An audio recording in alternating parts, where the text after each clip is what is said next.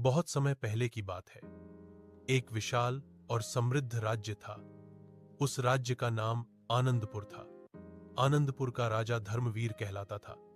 राजा धर्मवीर न्यायप्रिय और बुद्धिमान था। प्रजा उसे बहुत प्रेम करती थी। राजा हर दिन प्रजा की समस्याएं सुनता था।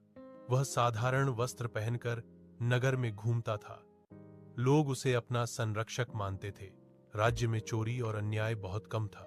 राजा का बचपन कठिनाइयों में बीता था। उसने गरीबी और संघर्ष दोनों देखे थे। शायद इसी कारण वह दयालु बना। राजा को विद्या से विशेष प्रेम था। उसने राज्य में कई विद्यालय खुलवाए। लड़के और लड़कियां दोनों शिक्षा पाते थे। राजा की रानी भी बहुत समझदार थी। वह राजा को सही सलाह देती थी। दोनों मिलकर राज्य चलाते थे। वर्षों तक राज्य में शांति बनी रही।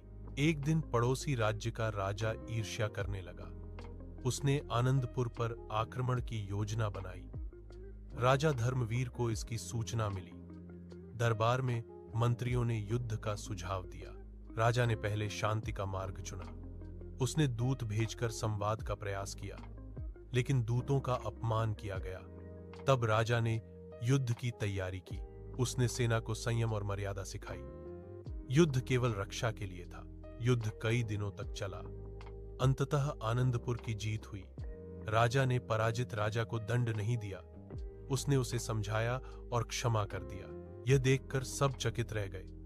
राजा का यश दूर दूर तक फैल गया। समय बीतता गया।